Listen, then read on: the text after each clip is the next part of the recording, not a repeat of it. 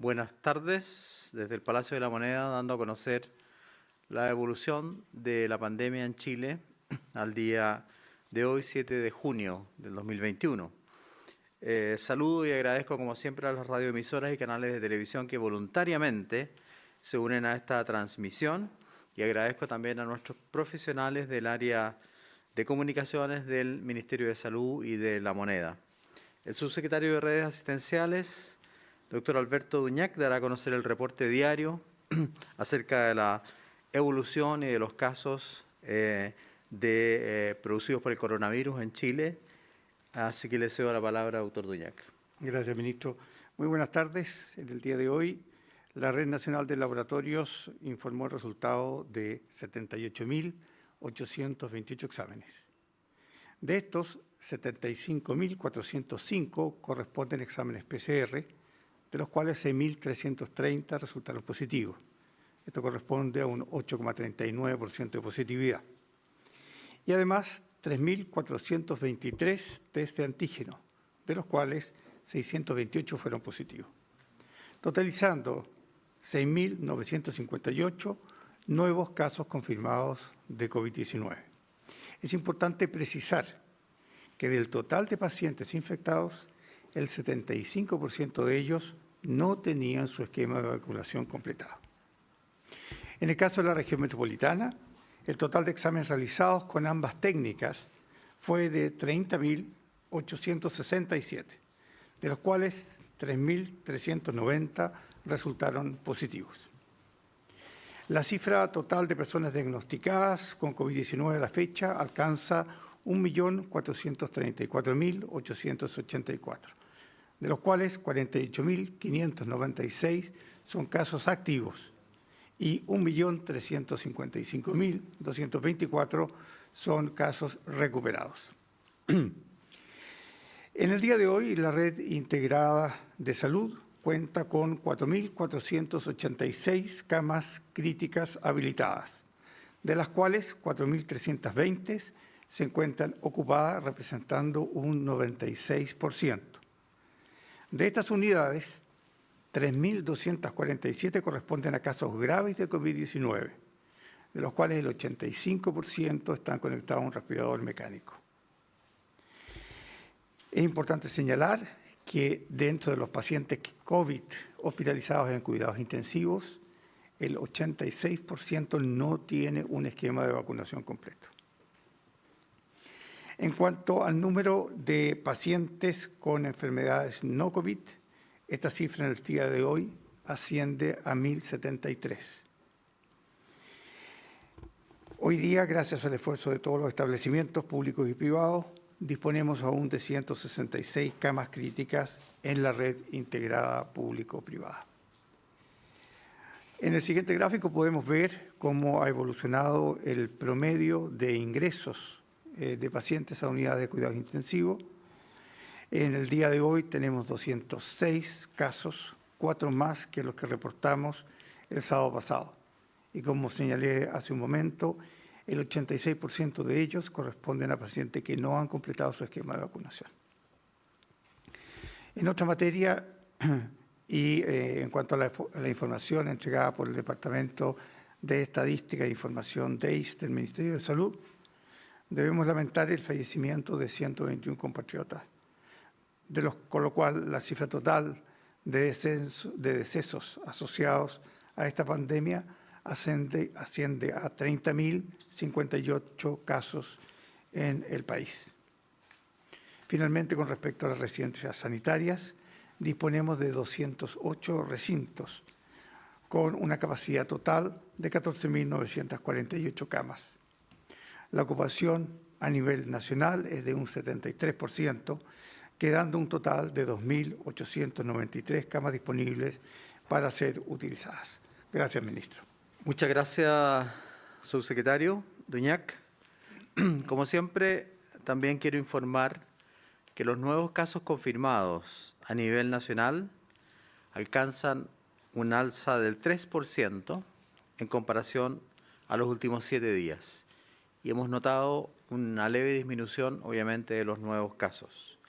Aysén y Coquimbo, más O'Higgins, y espero que me escuchen bien estas regiones, son las regiones que tienen mayor aumento de casos a nivel nacional. A nivel nacional, además, la positividad de los casos por PCR ha disminuido en un menos 3,7% a 7 días. Y la positividad de antígenos, que estamos haciendo una gran cantidad de antígenos, hasta 6.000 exámenes al día, ha disminuido en un menos 4,1% a 7 días. A nivel metropolitano, las cifras son más promisorias. La positividad de los casos diagnosticados por PCR ha sido negativa en menos 6,9%.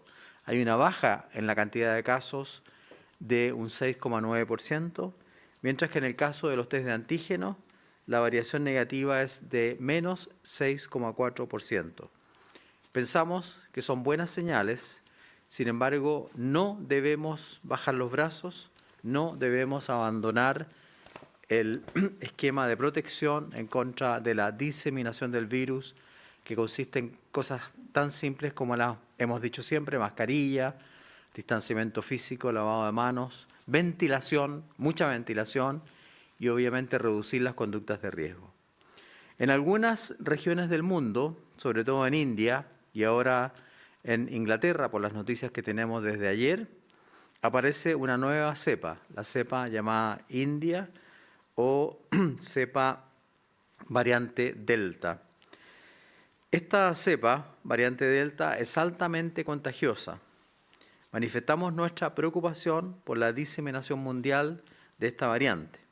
En los últimos días hemos observado un gran aumento de fallecidos y no vamos a negarlo. Esto también ha ocurrido en Chile, pero es un fenómeno mundial y también es un fenómeno que afecta profundamente a América Latina.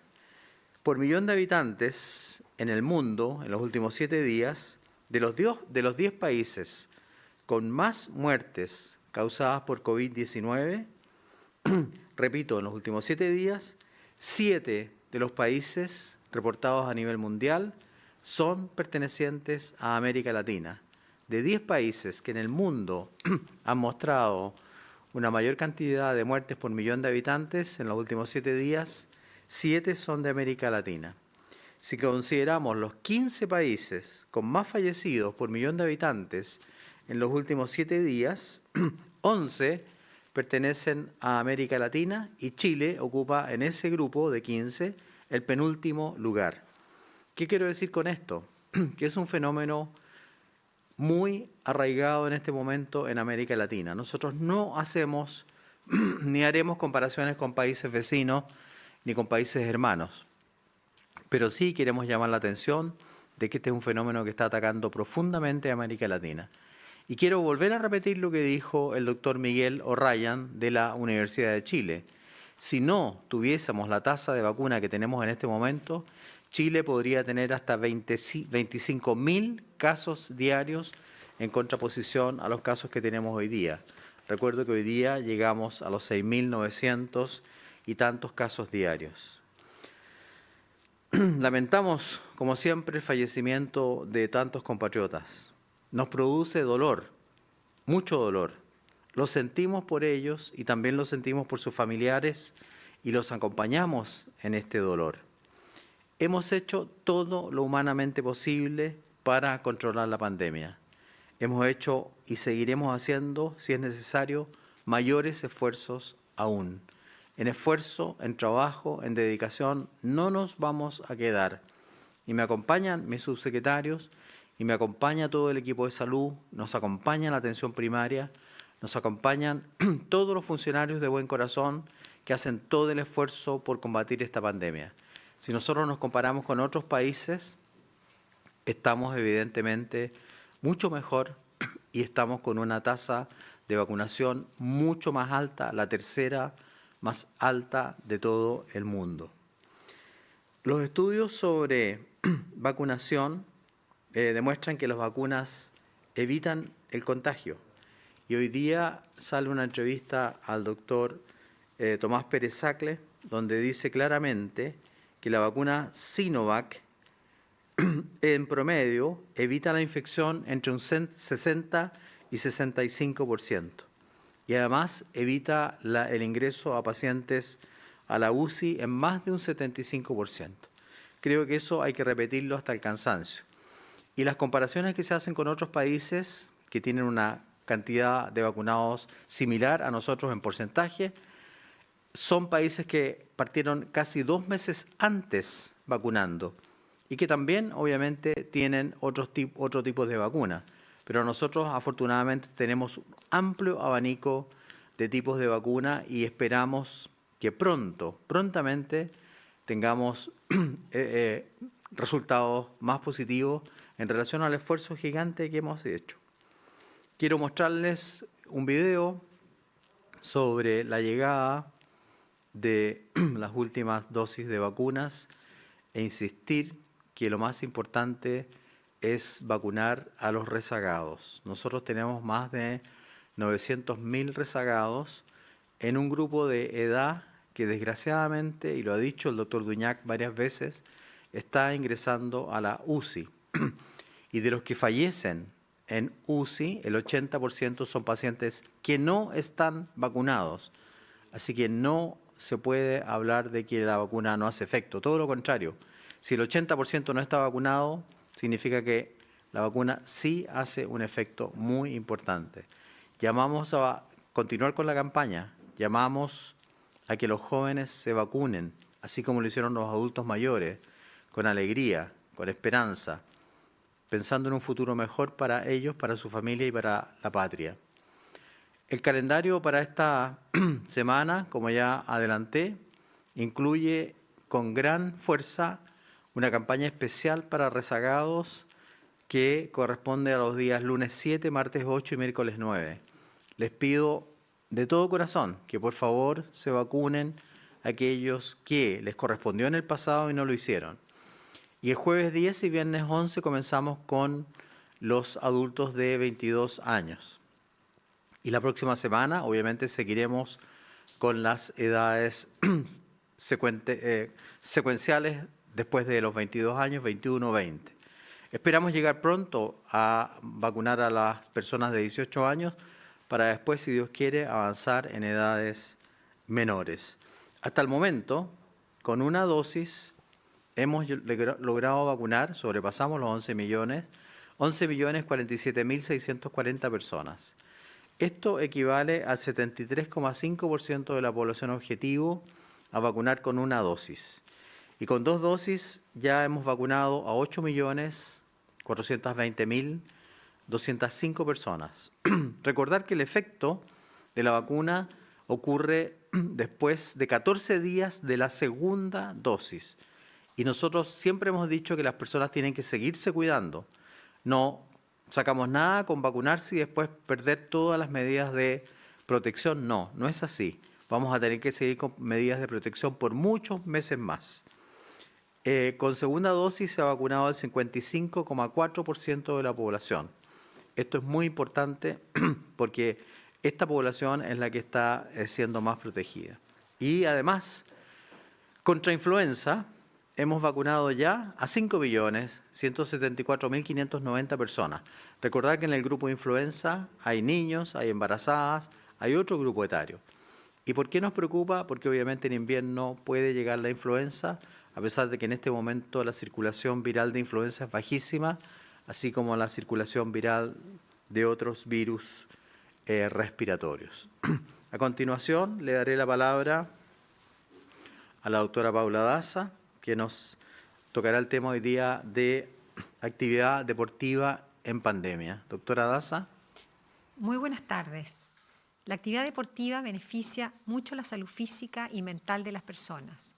Es por eso que les quiero recordar que las personas que viven en comunas en cuarentena cuentan con una franja deportiva desde las 5 a las 9 de la mañana todos los días, y los fines de semana esta franja es desde las 5 de la mañana hasta las 10 de la mañana, la cual pueden salir a hacer deporte, a realizar distintas actividades recreativas. En esta franja, las personas no pueden salir en vehículo ni utilizar el transporte público para movilizarse. Pero además, como en forma de incentivar el deporte, si no les acomoda o tienen problemas para salir en ese horario, todas las personas que residen en comunas que se encuentran en cuarentena pueden realizar actividades físicas o actividades deportivas solo en lugares abiertos, sin público y donde pueden concentrarse hasta un máximo de 5 personas, según lo que hemos dispuesto. Para esto deben hacer uso de su permiso de desplazamiento, también general de 2 horas, el cual se saca en comisaría virtual, o bien pueden usar el pase de movilidad, el cual les permite trasladarse dentro de la misma comuna en cualquier medio de transporte para ir a algún lugar dentro de la comuna a realizar deporte o actividad física, siempre respetando los aforos máximos. Ese es un gran uso que se les puede dar tanto al permiso de desplazamiento como al pase de movilidad, ya sea durante la semana o el fin de semana. En transición, las personas pueden salir a despejarse durante la semana y el fin de semana lo pueden hacer durante la franja deportiva, el horario de la franja deportiva, desde las 5 a las 10 de la mañana, en cualquier otro horario, siempre cuando cuenten con el pase de movilidad o el permiso de desplazamiento general de comisaría virtual. Recuerden que no pueden desplazarse a comunas en cuarentena. También se autoriza la actividad física solo en lugares abiertos, sin público, y pueden juntarse con un máximo de 10 personas, siempre manteniendo el distanciamiento físico. Es importante que consideren todas estas opciones para hacer un tiempo y desarrollar algún tipo de actividad física recreativa por lo menos una vez a la semana. Muchas gracias. Muchas gracias, doctora Daza. A continuación, como todos los lunes y jueves, la subsecretaria de Salud Pública dará a conocer los anuncios del paso a paso que hemos determinado hoy día en la reunión de la mesa COVID dirigida por Su Excelencia el Presidente de la República. Doctora Daza, por favor. Bueno, con respecto a los cambios del paso a paso, como todos los días lunes, todos los cambios se producen a partir del día jueves a las 5 de la mañana, tanto los avances como los retrocesos. Avanzan a transición a partir del día jueves a las 5 de la mañana en la región de O'Higgins, Peralillo, en la región de Biobío, Negrete, en la región de la Araucanía, Angol y Purén, en la región de Los Ríos, el lago Ranco y Corral.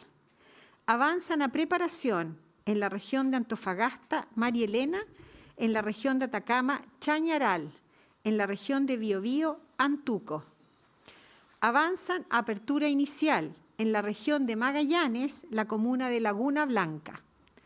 Retroceden a transición en la región de Coquimbo, Montepatria y Vicuña. En la región de O'Higgins, Pichilemu, Lolol y Santa Cruz. En la región de Maule, Vichuquén. En la región de Ñuble, Portezuelo. En la región de Biobío, Florida.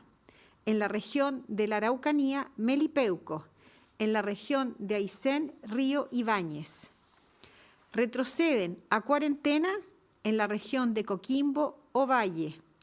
En la región de Valparaíso, Rinconada. En la región metropolitana, Buin y María Pinto. En la región de O'Higgins, Codegua y Machalí. En la región de Biobío, Lebu.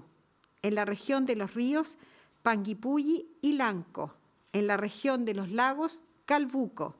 En la región de Aysén, Chile Chico.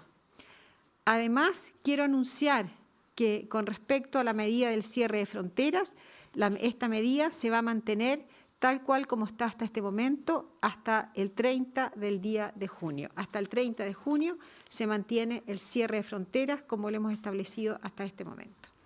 Muchas gracias, doctora Daza. A continuación, escucharemos las preguntas preparadas por los periodistas para el día de hoy. Primera pregunta, por favor. Buenas tardes, ministro, subsecretario Buenas Natalia Talán de Canal 13. Ministro, el Colegio Médico compartió un video donde se da cuenta de la falta de camas. Hoy lo veíamos en el balance, 96% de alta ocupación y más de 30.000 fallecidos confirmados. También se da cuenta en ese video sobre el desgaste de los trabajadores de la salud. En ese sentido, ¿qué harán para enfrentar el cansancio y la fatiga en los trabajadores de la salud que están pidiendo licencias médicas? También hay una protesta en este momento en el Barros Luco solicitando vacaciones. Y en otro sentido, también preguntar preguntarle cuál es el foco que se debe tener para enfrentar este momento crítico que viven las urgencias. Usted, ministro, decía hace algunos días que había que fijarse más en las personas hospitalizadas que en los casos nuevos, y el subsecretario Duñac en una entrevista señalaba que no se trata de cuántas camas UCI hay, sino que de disminuir los contagios. ¿Cuál es el foco que hay que tener en ese sentido? Muchas gracias por la pregunta. El doctor Alberto Duñac contestará esta primera pregunta. Bueno, como lo hemos señalado en muchas ocasiones, el recurso humano ha sido fundamental para aumentar la capacidad de camas críticas de nuestro país. Lo hemos señalado muchas veces, de 1.200 a 4.500 camas. Y eso es mucho más que simplemente un respirador o una cama física. Respiradores tenemos hoy día más de 1.200 respiradores que están disponibles. Sin embargo, tenemos solo 170 camas críticas. Para aumentar esta capacidad, sin lugar a dudas que el hecho central ha sido la colaboración de todo el equipo de salud. Ahora, hemos ido ajustando en la medida de los requerimientos esas necesidades de camas críticas. No hemos abierto camas en regiones donde no eran necesarias, sino que simplemente hemos ido aperturando en forma progresiva y siempre muy ajustada para ir satisfaciendo la necesidad de los pacientes. Sabemos, comprendemos, acompañamos a nuestros funcionarios, sabemos que están cansados, pero tenemos todos nosotros en el ámbito de la salud una dedicación primera, que es nuestros pacientes.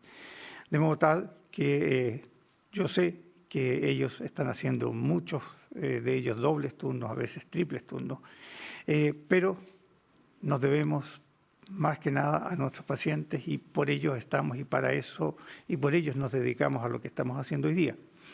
Ahora, por tanto, esperamos que el número de contagios vaya bajando de modo tal de poder ir no aumentando, sino que reduciendo el número de camas que necesitamos y en la medida que eso vaya ocurriendo, evidentemente que vamos a ir liberando a todo el personal.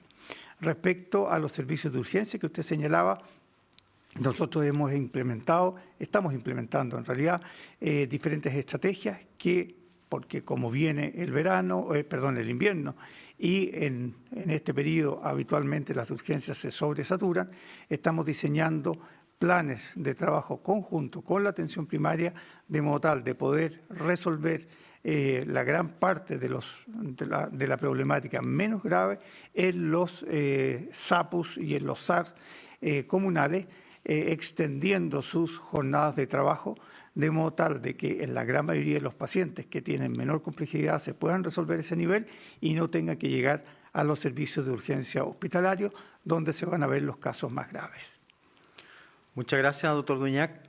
La estrategia es doble, porque por un lado nosotros tenemos que mantener, obviamente, una capacidad de camas suficientes y de equipos humanos suficientes para atender a todas las personas que requieran una atención de tipo compleja, camas UCI o camas UTI. Los pacientes que están hospitalizados con COVID-19 y ocupando camas UTI están ocupando el 75% de las camas. El 25% restante son pacientes no COVID. Pero, como lo hemos dicho muchas veces, para evitar que los pacientes lleguen a hospitalizarse, obviamente que lo que hay que hacer es cuidarse, usar mascarilla, distanciamiento físico, ventilar, respetar el toque de queda. Hemos visto fiestas clandestinas, hemos visto personajes que han participado en esas fiestas clandestinas. Eso es un mal ejemplo. Y paralelamente, obviamente, vacunarse. Tenemos 900.000 personas rezagadas que debían haberse vacunado y no se vacunaron. Y, como lo ha dicho el subsecretario Duñac, muchas de las personas, la mayoría que está ingresando a UCI son personas no vacunadas. La mayoría de los que están falleciendo son personas no vacunadas. Por lo tanto, la estrategia es doble. Nosotros tenemos que mantener las camas necesarias para atender a nuestros pacientes, pero por otro lado, estamos haciendo la campaña preventiva para educar y para vacunar, porque eso evita el colapso y el ingreso excesivo de pacientes a las unidades de tratamiento intensivo. Por eso es que existen dos subsecretarías. La Subsecretaría de Salud Pública en la parte preventiva, la Subsecretaría de Redes en la parte curativa, para preocuparse de atender a los pacientes que así lo requieran. Gracias, ministro. Ministro subsecretario, entonces, para aclarar, por ahora no hay una estrategia para, pensando en esos trabajadores de la salud que están fatigados hoy en día, que están tirando licencias médicas, alguna opción de recambio de ese personal, y si es que en algunas regiones que están más exigidas en el término sanitario, se está viviendo ya el dilema de la última cama frente a la alta ocupación. Nosotros no hemos visto el dilema de la última cama y obviamente, como lo ha dicho el subsecretario, estamos muy conscientes de que el personal está muy agotado y por eso mismo, cuando nos piden a veces más camas, no solamente es pensar en la cama, no solamente pensar en algo físico, hay que pensar en la necesidad y en el reconocimiento que nosotros hacemos al personal. Por eso, ¿qué es lo que pedimos? Le pedimos a la población que tome conciencia de que, por un lado, nuestro personal está agotado y, por otro lado, si no se siguen cuidando, van a seguir llegando al hospital, van a seguir falleciendo, van a seguir contagiando a sus seres queridos.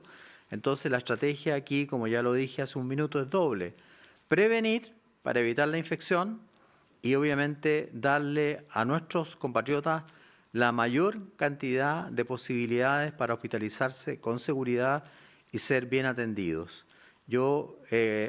Los funcionarios de la salud que están agotados, que están cansados, lo reconocemos, lo hemos dicho muchas veces. Estamos haciendo esfuerzo, por eso a veces nos cuesta también abrir más camas. No porque no hayan ventiladores, hay más de 1000 ventiladores que están disponibles, sino porque el personal ya no da más. Y eso tiene que ser valorado por la opinión pública, por las personas para que se cuiden, porque no queremos, obviamente, que ellos tengan que concurrir al hospital y ser hospitalizados. Segunda pregunta. Sí, muy buenas tardes. Usted, a propósito de, ministro, lo que menciona sobre las estrategias, dentro de estas estrategias que se tiene para contener la pandemia está el estado de excepción constitucional de catástrofe que vence el 30 de junio. ¿Se justifica entonces ampliar esta medida para ustedes? ¿Ha tenido la eficacia que esperaban en la implementación de las medidas que van asociadas precisamente a esta medida de excepción constitucional? Bueno, las medidas de excepción constitucional en general son o pueden ser iniciativas del Ejecutivo, pero tienen que ser aprobadas por el Legislativo.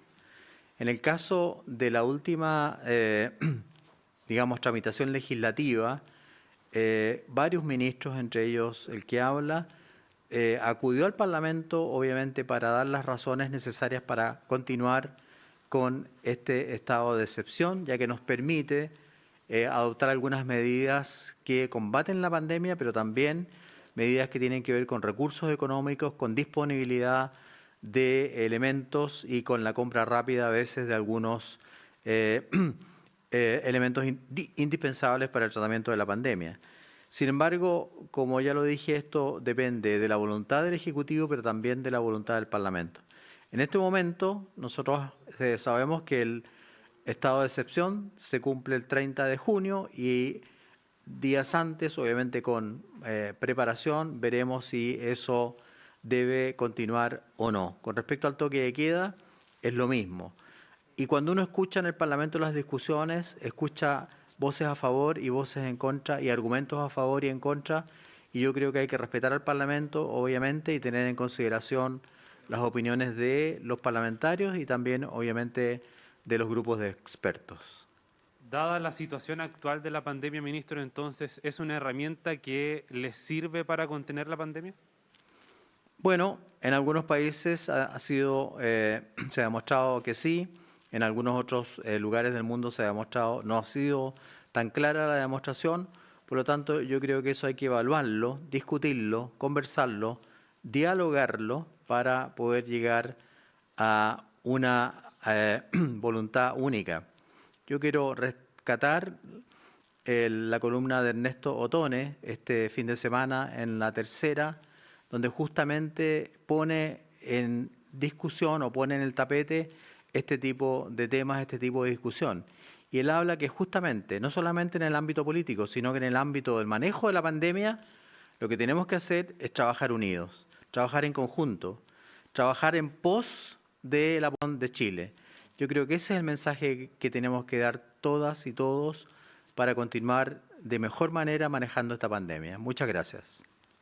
Ministro, ¿cómo está? Buenas tardes. Ya que hay algunos que piden liberar el proceso de vacunación, digamos, a esta altura, quería saber si es solo la falta de stock de vacunas lo que impide tomar esa decisión o hay otras razones. Bueno, no hay falta de stock. Lo que pasa es que las vacunas llegan en forma progresiva. La doctora Paula Daza, subsecretaria de Salud Pública, que maneja los aspectos preventivos, dará respuesta a esta pregunta. Doctora Daza. Bueno, con respecto al calendario y al proceso de vacunación, como lo hemos dicho en varias oportunidades, la calendarización ha ido avanzando progresivamente en relación a las edades en función de la llegada de la vacuna a nuestro país.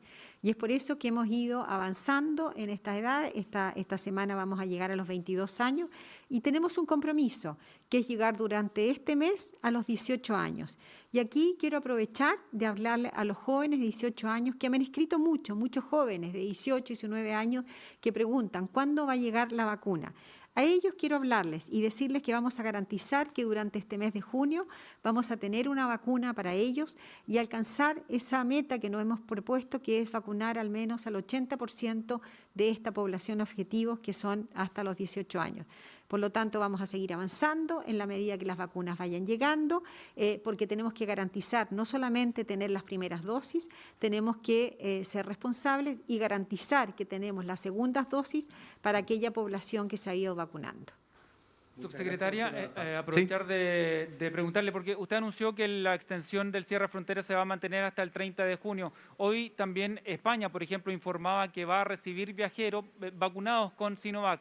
Esta razón no hace, digamos, no hay cambio en ese sentido para Chile, permitir que la gente pueda viajar a España, por ejemplo. En este momento, de acuerdo a la situación epidemiológica nacional e internacional, y en la medida que nosotros sigamos avanzando con el proceso de vacunación como vamos, hemos decidido extender la limitación del cierre de fronteras hasta el 30 de junio, porque sabemos que también la situación epidemiológica a nivel internacional es compleja. Por lo tanto, no hay ninguna excepción, salvo aquellas excepciones que hemos dicho que son por motivos de alguna manera sanitarios, algunas actividades laborales y obviamente las personas que viven en el exterior. Son decisiones dinámicas. Inglaterra iba a levantar sus fronteras el día 21 de junio, pero apareció la variante Delta, que es la variante India, y justamente decidió lo contrario, es decir, volver a bloquear la entrada, porque cuando entra una variante, que en el caso de la variante India es 40% más transmisible que la variante alfa, obviamente que hay que tomar medidas restrictivas. Nosotros no queremos, y en eso lo hemos discutido muchísimo con la subsecretaria y con el presidente, no queremos, obviamente, que lleguen a Chile variantes que son altamente contagiosas y que van a aumentar el número de pacientes. Por lo tanto, aquí hay una responsabilidad muy importante. Nos alegra mucho que la OMS también haya aprobado la vacuna CoronaVac de Sinovac y ahora España haya dicho los que tienen vacuna Sinovac pueden viajar y nos parece bien. La gente que quiera viajar puede viajar, pero a la vuelta van a tener que cumplir con las normas más estrictas de cuarentena y de control de PCR hasta demostrar que no vienen infectados. Y eso obviamente también es un precio que hay que pagar por el hecho de viajar mientras no disminuya la aparición de nuevas variantes. Hola, ¿cómo están? Muy buenas tardes. Bueno, en muchas comunas las cuarentenas han logrado disminuir los contagios. Sin embargo, en la fase 2, en transición, no se logra mantener esa baja y nuevamente se incrementan los casos. Varios especialistas apuntan a modificar el plan paso a paso, específicamente transición. Les quería preguntar qué se puede hacer al respecto, si está en evaluación esta posibilidad y cuáles son las razones finalmente de que no se logre mantener esta baja en los contagios. ¿Se debe a la movilidad? Sí, en el fondo, ¿qué se está evaluando para poder frenar los contagios en transición? Gracias, Maribel. Nosotros vemos aquí respuestas absolutamente disímiles. Cuando mantenemos a una comuna en cuarentena por un tiempo muy prolongado, se muestra claramente que la cuarentena no tiene efecto claro. Todo lo contrario, se produce la fatiga pandémica. Cuando esa comuna pasa a fase 2, muchas veces nosotros vemos incluso una reducción de los casos en forma dramática, que desgraciadamente dura poco tiempo y después vuelven a aumentar los casos y tenemos que volver a esa comuna en cuarentena. Esto es un proceso dinámico. Y para evitar esos cambios bruscos, justamente lo más importante son dos cosas: mascarilla, lavado de manos, distanciamiento físico, ventilación y vacunación. Por lo tanto, nosotros vamos a seguir insistiendo en eso. Ante su pregunta de que si nosotros estamos estudiando o estamos viendo la posibilidad de hacer algún cambio, siempre hemos dicho que el paso a paso es así, que está sujeto a cambios, está sujeto a variaciones y obviamente que estamos abiertos a escuchar propuestas y planteamientos para, si es necesario, llevar a cabo modificaciones. Esto no está escrito en piedra y se puede modificar. Así como el pase de movilidad también hicimos pequeñas modificaciones, el paso a paso también es susceptible de ser modificado. Y también les quería preguntar sobre otra posibilidad, si es que han considerado aumentar las muestras del test de antígeno en vez del PCR, para así poder tener resultados más rápidos y confirmar también con más rapidez si alguien está contagiado. Sí, Maribel, hemos aumentado enormemente la cantidad de test de antígenos. De hecho, durante el fin de semana, los últimos 2 días, hicimos más de 84.000 test, o sobre los 80.000 test, porque además de los test de PCR, estamos haciendo cerca de 6.000 test de antígenos. Ahora, el cambio no se puede hacer violentamente, lo vamos a hacer paso a paso, y además hay que hacer una diferenciación, porque el test de antígeno es muy bueno, pero no es tan bueno en los pacientes asintomáticos. Por lo tanto, ahí también hay que tener esa observación. Ahora, a nosotros nos conviene, entre comillas, hacer test de antígeno, porque como muy bien dice usted, la respuesta es muy rápida. En 1 hora, en 1 hora y media se tiene la respuesta y eso permite aislar de inmediato al paciente cuando sale positivo. En cambio, la PCR se demora 24 a 48 horas. Por lo tanto, la idea, digamos, básica es ir migrando lentamente. Además, actualmente hay un test de antígeno rápido que es nasal, que no es nasofaringio. Por lo tanto, solamente con un hisopado nasal, que es mucho menos molesto, también uno puede tener la respuesta inmediata en 1 hora o en 1 hora y media. Así que sí, estamos migrando. Y es por eso que hemos tenido más casos, porque hemos llegado a hacer, como ya decía yo, más de 80.000 test por día. Y si tenemos una positividad entre el 8 y el 10%, obviamente que llegamos a 8.000 casos. Hoy día tuvimos 6.900 casos, haciendo una cantidad también muy, muy alta de test. Pero en resumen sí, estamos migrando lentamente, pero persistentemente hacia tener más test de antígeno. Última pregunta, por favor. Hola, buenas tardes, ministros, subsecretarios. La pregunta es por el cambio en el aforo en el comercio en las comunas en fase 1, 2 y 3. ¿En qué consiste este cambio y por qué se tomó esta determinación? Muchas gracias, la doctora Paula Daza, subsecretaria de Salud Pública, es la experta en este tema. Bueno, con respecto a la ley promulgada por el Congreso el 1 de mayo, que entró en vigencia el 1 de junio, se establece que el protocolo de seguridad laboral para el retorno gradual al trabajo, que esta es una ley de iniciativa parlamentaria, quedó estipulado que el cálculo del aforo se incluyera no solamente el público, sino que también se incluyeran los trabajadores. Y es por eso que esta medida que ya entró en vigencia efectivamente restringe la posibilidad de atención, aunque con mínimos garantizados. Esto quiere decir que los lugares muy pequeños que atienden público siempre van a poder hacer al menos un cliente además del trabajador que atiende.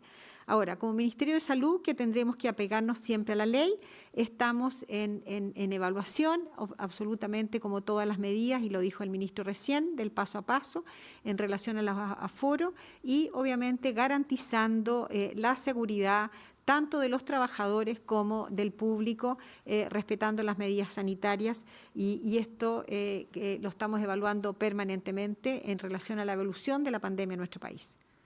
Muchas gracias, doctora Daza. Con esto damos por terminada el comunicado de prensa de hoy día. Les agradecemos a los canales y radioemisoras y a nuestros equipos comunicacionales y les deseamos una muy buena tarde.